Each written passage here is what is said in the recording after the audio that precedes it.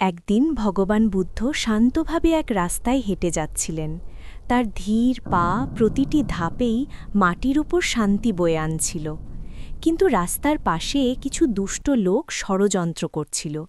তারা ভগবানের পথের ওপর আগুনের কয়লা বিছিয়ে রাখল এবং কণ্ঠে চিৎকার করতে লাগল যেন ভগবান পা রাখলেই দগ্ধ হবেন। ভগবান বুদ্ধ শান্ত চিত্তে সেই আগুনের দিকে পা বাড়ালেন। আশ্চর্যের বিষয়, তার পা যখন আগুনের ওপর পড়ল তখন আগুনের জ্বলন্ত কয়লা পদ্ম ফুলে রূপান্তরিত হয়ে গেল।